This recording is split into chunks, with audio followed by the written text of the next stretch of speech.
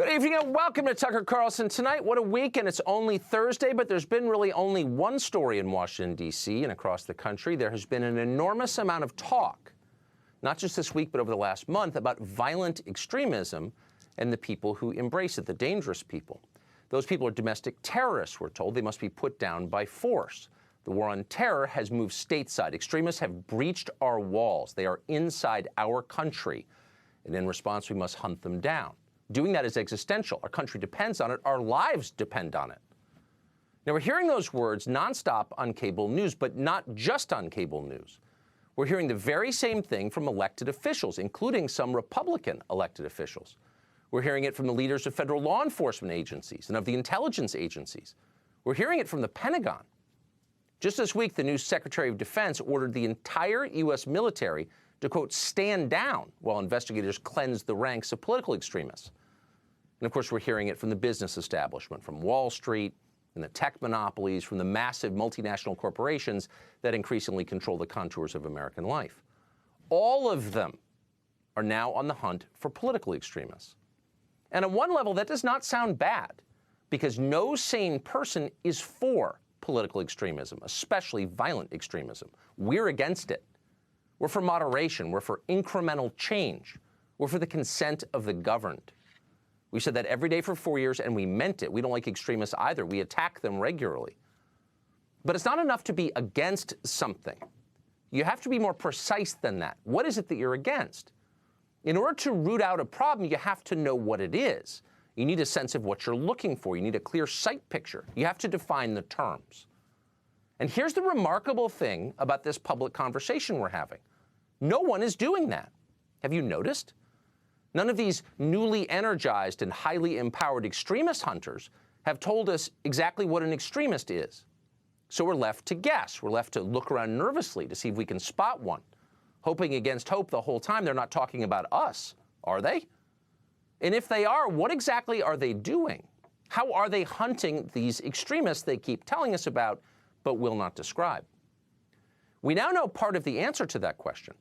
This show has obtained exclusively evidence that Bank of America, the second largest bank in the country with more than 60 million customers, is actively but secretly engaged in the hunt for extremists in cooperation with the government. Bank of America is, without the knowledge or the consent of its customers, sharing private information with federal law enforcement agencies. Bank of America effectively is acting as an intelligence agency, but they're not telling you about it.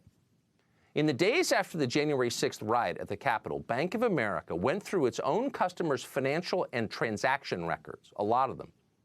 Now, these were the private records of Americans who had committed no crime, people who, as far as we know, had absolutely nothing to do with what happened at the Capitol on January 6th. But at the request of federal investigators, Bank of America searched its databases looking for people who fit a specific profile. Here's what that profile was, and we are quoting. Customers confirmed as transacting, either through bank account, debit card, or credit card, purchases in Washington, D.C. between January 5th and January 6th. Number 2, purchases made for hotels, Airbnb, RSVPs in Washington, Virginia, or Maryland after January 6th. Number 3, any purchase of weapons or at a weapons-related merchant between January 7th and their upcoming suspected stay in the D.C. area around Inauguration Day. And 4, airline-related purchases since January 6th, end quote. So what do you notice about that profile? Well, the first thing you notice is that it's remarkably broad.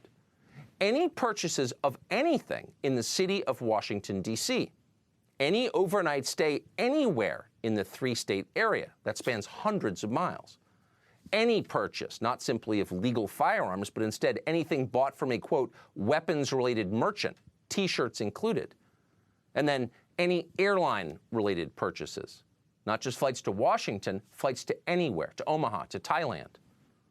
That is a very, very wide net, an absurdly wide net. Bank of America identified a total of 211 customers who met these, quote, thresholds of interest.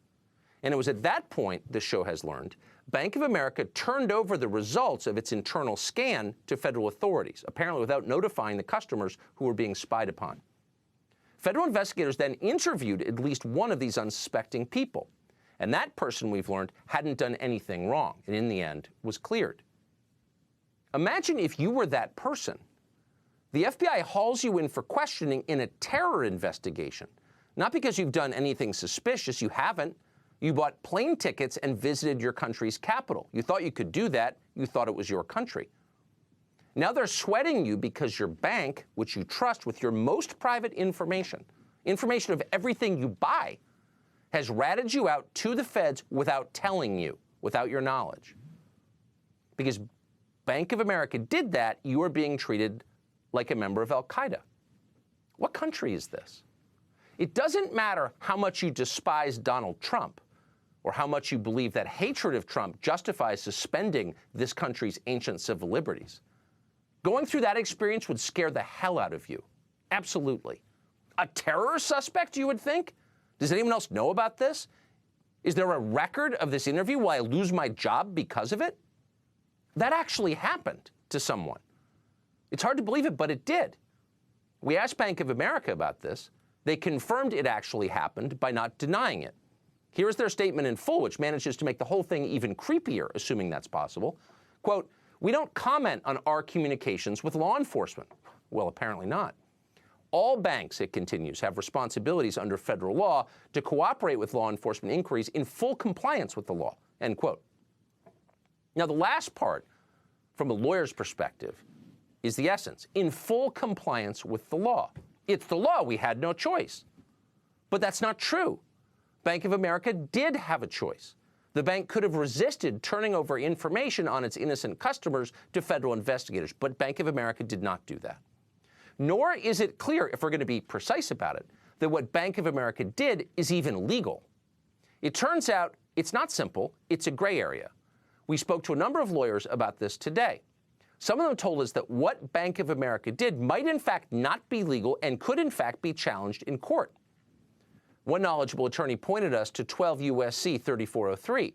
That's a federal law that allows banks to tip off the feds to any information that, quote, may be relevant to a possible violation of any statute or regulation. Now, the DOJ instructs federal agents to remind banks of that law, and of course they do with maximum aggression. But the question is, legally, what constitutes information that may be relevant to a possible crime? Buying a muffin in Washington, D.C. on January 5th? Does that make you a potential domestic extremist? According to Bank of America, yes. Yes, it does.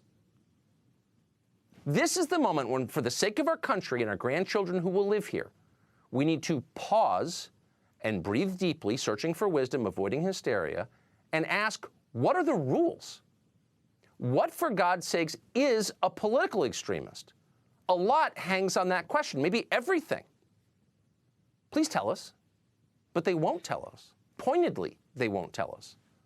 Today at the White House, for example, the new National Security Advisor, Jake Sullivan, told reporters that, quote, domestic extremism is the urgent crisis of our time. Rooting out domestic political extremism is more important than anything else, more important than getting a job, running your business, tending to your family. But Sullivan did not, again, tellingly, explain what it is. So Build Back Better isn't just about economics, it's about national security as well.